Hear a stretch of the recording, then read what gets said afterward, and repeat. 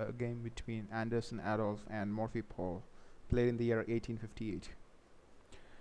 Anderson played white pieces and Morphy played black. Game began with e4. Black replied in return with e5, and we see the king's gambit. Black accepts it and takes the pawn. Then we see bishop's gambit. White opens with the bishop to c4 position, and black develops its knight, attacking the pawn as well. White plays a strange position here, just to push the pawn to e5 instead of providing a support for it, either by developing his knight. In this position there are various moves that white could have played, but one of those which is developing his knight over to c3. Another one would be to just push the pawn, but instead we see a pawn push from here, threatening the knight over at f6. But let's see what black can do about this. Black pushed his queen's pawn, threatening the bishop in c4, and bishop goes back to b3. But we can see that the black knight is still under threat from this white pawn, so the knight has to move. It moves to e4, and all of a sudden black is in a much better position than white because of this knight sitting here in this center position. It has all these columns under control, and this is very dangerous for white. So let's see what white does about it.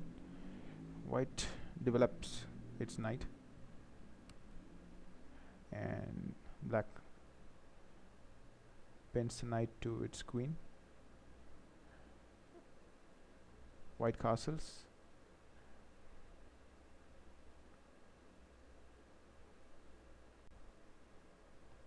Developing the bishop.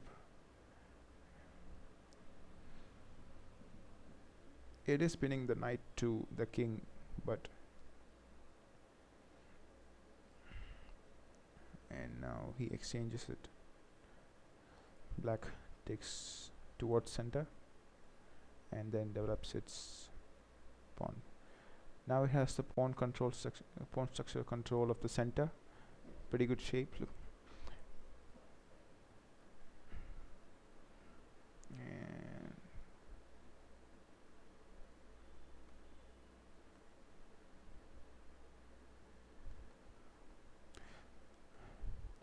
now it's control of the center, so black doesn't like that, so he wants to take over the center and destroy its pawn structure. So black tries to destroy the pawn structure of the white by offering an exchange here, but white doesn't want that, so he gives another supporter for that. And this move, I'm not sure if it was the best option he had, but pushing this pawn allows the black to capture that b4 pawn and also threaten the c3 pawn, breaking off from its pattern, which weakens the pawn structure for white. Now we can see why this is a bad idea, because once this pawn is pushed and the exchange happens, knight takes, queen takes, pawn takes, and bishop takes. Now we can see that white is down by a pawn.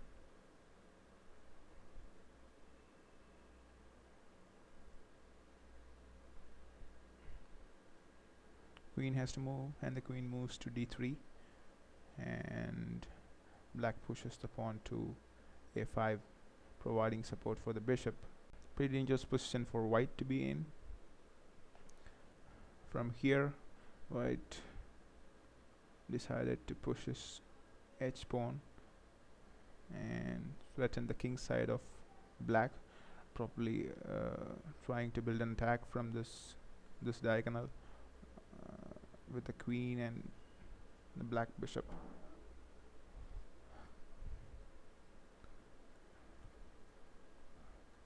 Black simply gives a support for that pawn, and white captures and black captures.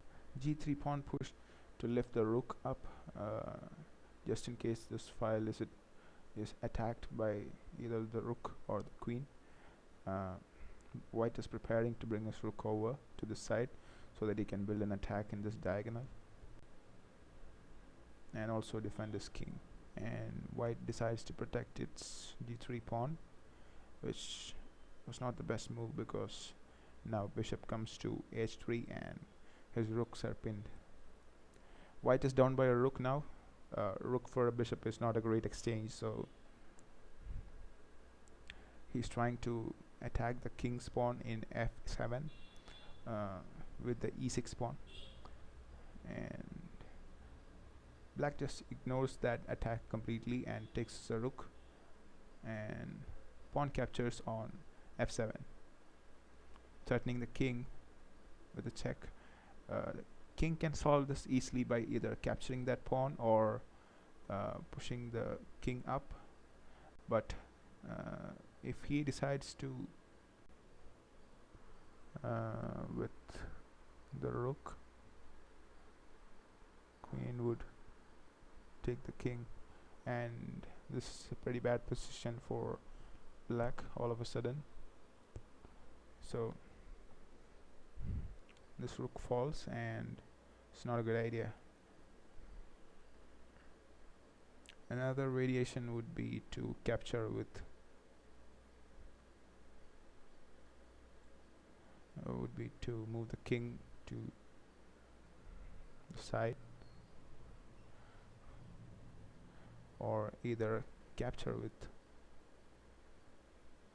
the king, but that again is not the best option because queen comes here and threatens the king, so that option was not played.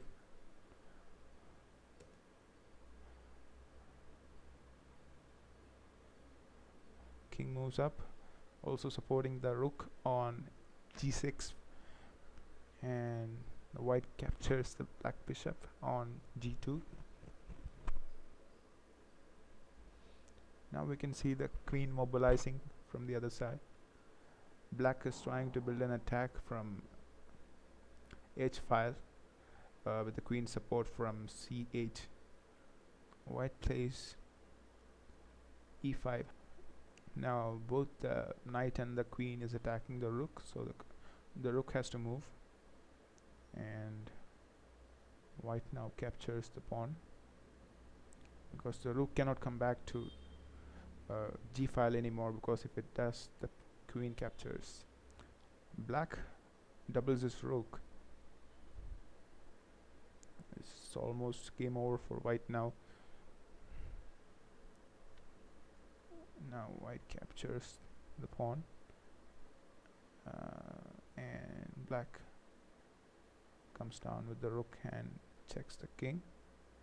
King goes down and another check, and king goes back to f2.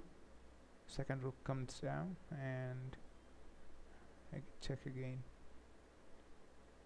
The knight covers the rook and rook takes on f3, which looks like a bad idea. In this position there are variations possible. Black can either capture with his rook or he can capture with his queen. Black captures with his queen, checking the king and also threatening this pawn on the way.